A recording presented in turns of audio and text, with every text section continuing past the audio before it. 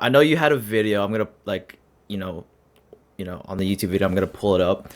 But like, I know you made like a whole vlog about it. I think that was your first vlog. Is that right? Yes, it was my first vlog ever. My first YouTube video ever, Oh, too. right, right. And I know I mean, I watched the whole thing. That was like super fun to follow through the whole thing. But for people who didn't watch, like, I guess the first thing is like, how did you prepare for the vendor event? Okay, so yeah, I did show in the YouTube video, but I'll Mm-hmm. just kind of shortly explain. There was a lot that went into the process, Mm-hmm. but mainly logistical things. I would say a lot of pricing out cards.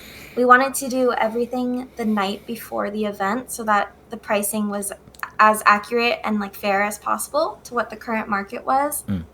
That was definitely stressful doing everything literally the day before. But I think that was a good way to do it. And we continue to do that even now with our vending events because it's just the most fair.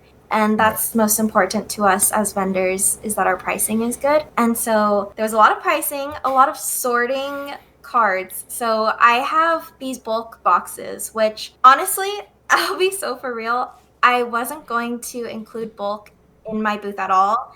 And this is painful to say now, but I was just gonna throw out all my bulk or like give it away to like local shops or, a nearby hospital, something. I just did not want it in my room anymore because I was doing whatnot at that time before I started vending.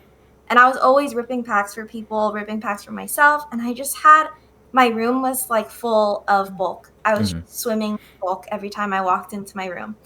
And so I wanted to just get rid of it all. But my dad and my friend were actually the ones who were like, someone's gonna want that. Like no matter if it's a 2 cent card or a dollar card, somebody will need that for their master set or somebody will just want something like that in their collection. And so I said, okay, fine. So what should I do with it? And they said, you should try to sell it, for a good price because these cards are only worth a few cents. And after you sort everything, then see if it sells. If it doesn't, then you can go on to, giving it away or whatever you wanted to do. And so the biggest time or the most amount of time we spent while we were preparing, I think, was just sorting bulk because we sorted everything by set and by cuteness and color. And so for the cute bulk box, we sorted everything by color and everything that was cute we put in there. And then for the master set box, which is what we call it now, for people that want to, find cards for their master sets, we sorted everything and organized everything divided by set. And that took four of us doing that. And it took like 2.5 hours because I did also have just copious amounts of bulk, which is ridiculous.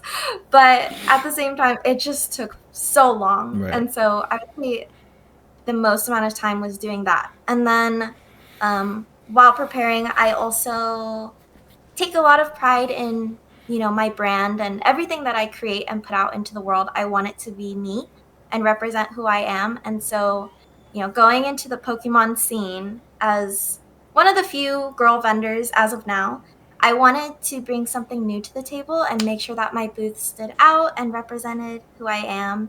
And so I decorated everything to be pink and cute. Right. And so that also took a lot of time. So for like, you'll see in the YouTube video if you've watched it, or you Yeah. can I'll make watch it sure to after link this. it. Mm-hmm. Okay, yeah. I decorated each of our display cases. I glued on lace around the edges and pink bows and got a pink tablecloth. Everything is cutesy and pink, and I think that was a lot of effort, but I think it was super worth it because a lot of people have been like, I've never seen anyone do anything like this. So it was cool. I think it was definitely worth it. So yeah, preparing for the event was a lot of logistical things. And then also, just getting product was something that was super new to me. I had to place like contacting all these people selling their collections. Right. I didn't really know how to approach people, hey, do you want to sell to me? Like it felt so weird. And so I was just scrolling on Facebook Marketplace all the time, seeing if people already had things for sale. Um, in hindsight, just as a bit of advice, if you just post on Instagram, hey, I'm buying at this percent, people will reach out to you. So now in hindsight, I know that. But as a new vendor, I had no idea where to get any product. So it took a lot of searching